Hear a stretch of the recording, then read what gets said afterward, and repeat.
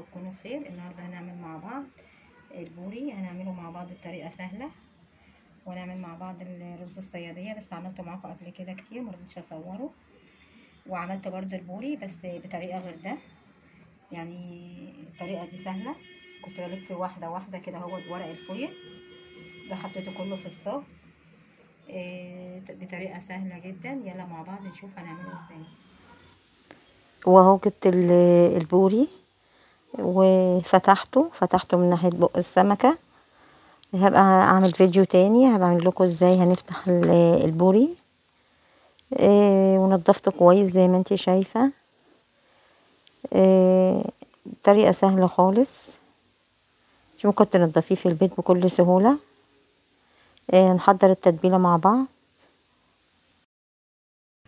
وهي كمية البوري اللي عندي، طبعا غسلاها وفتحها بالشكل دوت، كله عاملاه بالطريقه دي. طريقه سهله ما خدتش مني وقت خالص، كله عاملاه بالطريقه دي. وعندي اول تتبيله، اول حاجه دي اللي هحيق بيها السمك، اللي طبعا ده توم مفرز وملح وكمون. مرضتش احط شطه عشان في الحشوه هبقى حاطه فلفل حامي، مرضتش ان انا ازود الحكايه بالفلفل ده. هو طبعا اي انواع السمك الكمون والليمون اهم حاجه. طبعا هجيب السمك وامسكها بالشكل دوت وادعك بيها السمكيه كلها كده اهو،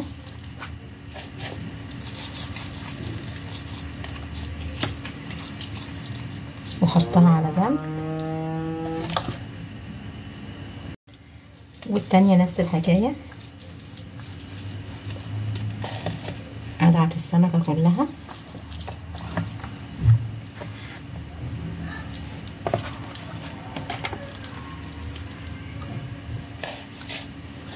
ما فيهاش اي صعوبه دي. والحشوه التانية ده اختياري من عندك، بس الاول دي احطها في التتبيله كده ما تقلش عن نص ساعه او ساعه.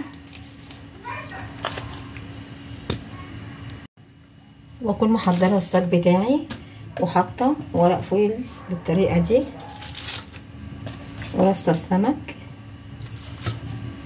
اي رصه انت تحبيها، وحطيته كله بالطريقه دي. وابتدي طبعا كميه الليمون اللي انت تحدديها كده، يعني هو الليمون هو اللي بيديله طعم بصراحه. ابتدي بقى اعصر كل دوت والبذر اشيله. بصي هو هياخد حوالي ربع كوبايه ليمون، اشيلها كده في التتبيله كده مش اقل من نص ساعه، ساعه ماشي مش مشكله. اكون قطعت الطماطم اللي هي الحشوه بتاعتها، ونرجع مع بعض نكمل هنعمله ازاي.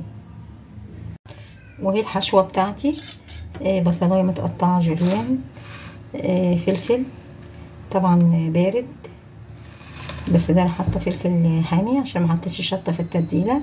طماطم، عودين كرفس، كل دول هدبلهم على النار ونرجع مع بعض نكمل الحشوه.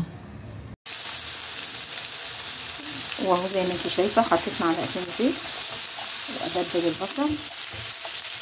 تدبل البصل انزل بالطماطم، واخر حاجه هنزل بيها الفلفل. اتبلت انزل بالطماطم،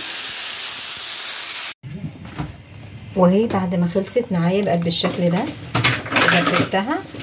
واخر حاجه حطيت فيها الفلفل، طبعا الفلفل اختياري. لو عندك جزر حطي جزر مبشور اهي. بجد حشوه جميله سهله جدا.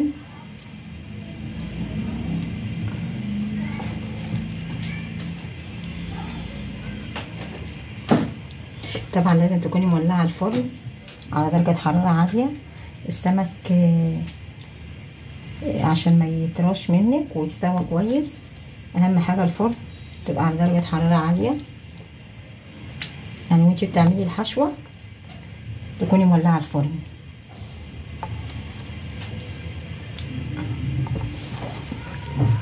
طبعا ممكن تعمليه بره عادي، بس طبعا في البيت. وبعد ما طلع من الفرن بقى بالشكل الجميل دوت. سهل، ما خدش مني وقت خالص. هحطه في الاطباق واوريه لكم. وهو بعد ما خلصته زي ما انت شايفه جميل جدا، ومخدش مني وقت. وعملت جنب منه رز ببصل اللي هو صياديه ده. طريقه سهله جدا. ولو عجبك الفيديو متنسيش اللايك والشير والاشتراك في القناه عشان يوصلك كل جديد. باي باي.